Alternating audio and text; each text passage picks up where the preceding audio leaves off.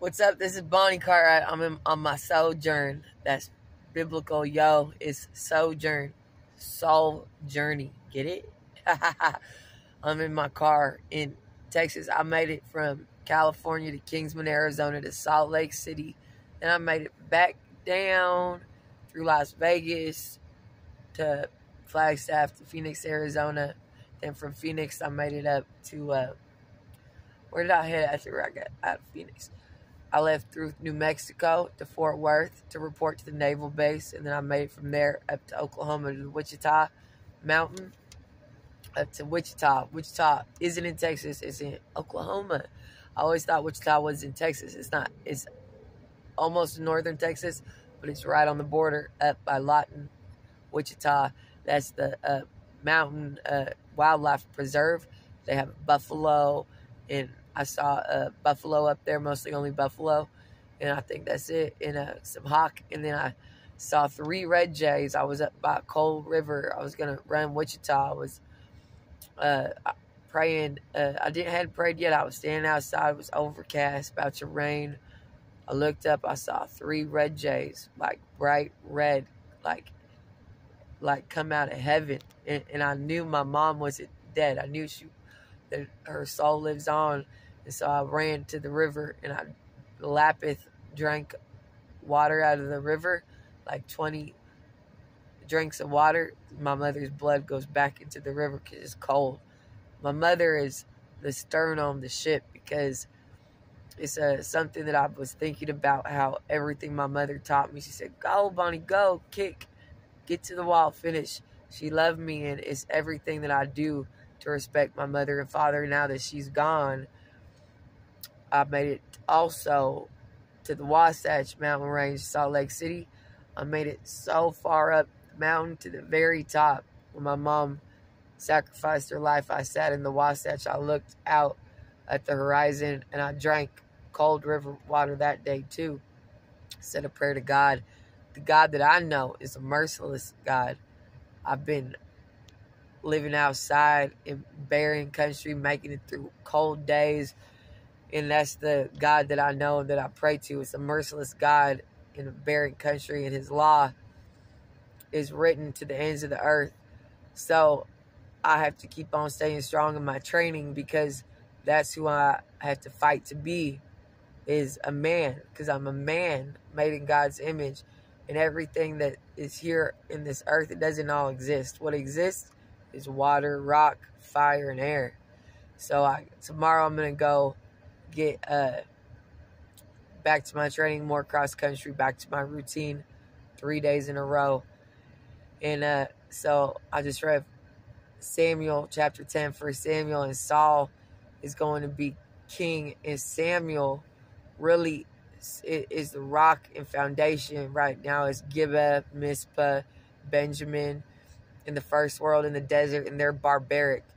Samuel was raised as a prophet of Eli, and some thunder came against Eli's house because Eli's sons weren't going to be prophets, but Samuel did. He had an ephod. He ministered and was raised. His mother gave him up, and he was raised under Eli. There was another woman who had a baby, and she died during childbirth. She said, Israel is gone. Israel is taken because the Philistines stole the Ark of the Covenant around the time when Samuel was born. Now, Saul, a Benjamite, the least of his clan, that's what he says. He meets Samuel, and Samuel's sacrificing at the high place. Saul loses his donkeys. In another version, it's horses. He leaves to find the donkeys. His servant says, why don't we go see Samuel the seer? He might be able to tell us which way to go to find the donkeys. So Saul says, all right, let's go. So they do, and when they get there, do you know who the seer is? It's Samuel. Samuel says, I am the seer. And he says, I've been expecting you, because Samuel prayed, because Israel was crying out for a king, because the Philistines have the Ark of the Covenant, and the people aren't good, because that's what happens in Egypt. the people are good. They were held in bondage, and Moses led them, and they made Exodus. And after that, they continue to win and expound Moses' law to Joshua. And then after they win, people easily forget how the Lord delivers them from their enemies on every side, their calamities and disasters, and they turn against the Lord. So it has to constantly be fought for. And in Samuel, he says, I'll give you a king, and I'll tell you what the king will be like. The king's going to take your vineyards. The king's going to make your daughters perfumers, bakers, and cooks. That he's going to make your sons run before chariots, and he's going to put your sons and men into thousands and fifties. And so he keeps on saying what the king is going to do. It's going to be all good for Israel. It's going to be everything that they don't want to do. At the end of that passage, he says he's even going to make you slaves. And so they said, we want a king over us. So Saul meets Samuel. They go up to the high place. Saul sits. This is the NIV. Saul sits with Samuel. He says, you're going to make the inheritance of your father's family line, aren't you? That's why you're here. Everything really is going to go good, because Saul says, and then Saul says, I am the least in my clan and a Benjamite. And so Samuel's saying that's exactly why you're going to make your father's inheritance. You're going to, everything's going to come true that we're talking about. And you really are here. You really are a Benjamite, and goodly, and head taller than everybody, and going to make the inheritance of the Benjamites and your father's son.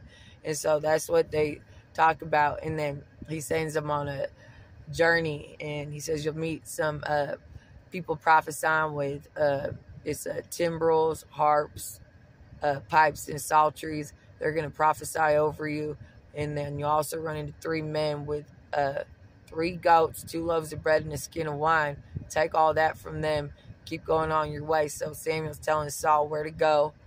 And in the midst of all this, there's an outpost, the Philistine outpost, and that's a huge threat to Israel, because they want to take the Ark of the Covenant. They already have the Ark of the Covenant, and that's the 10 Commandments, because it was taken in the beginning of Samuel.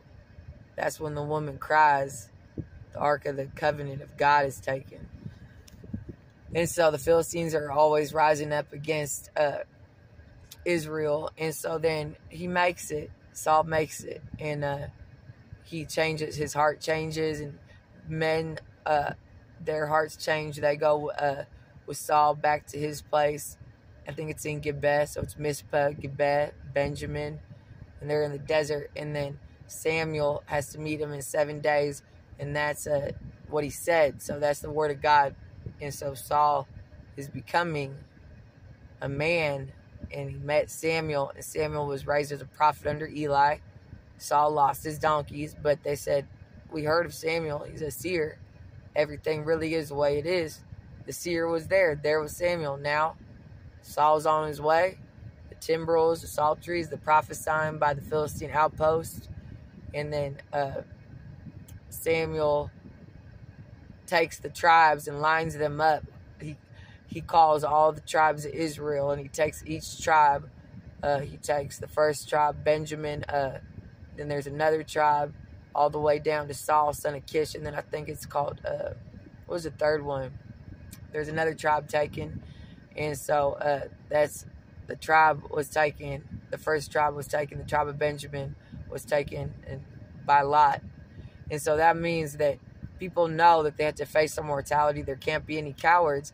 The Philistines, it's war, and the tribes are taken. People are going to die, and they're taken, but you have to live within the law that Moses expounded, and you have to be who God's called you to be, and people are going to die, and there's going to be war. And so he's calling and lining up the tribes of Israel to prepare for war, and people will die, and they'll be taken, but they are announced and they're known, and they know that there's no cowards, that they're barbaric people. So people are going to have to face their mortality to keep protecting the Ark of the Covenant of God. And so it's a really good chapter, and I just think about who God has commanded me to be. It's to hold all God's commandments to the best of my ability, till the last day. And whatever I have to face as a man, as a woman, I do. And it's only the 10 commandments that brought Egypt out of Israel, out of the bondage of Egypt, that the tribes of Israel. So I've been in bondage in my life.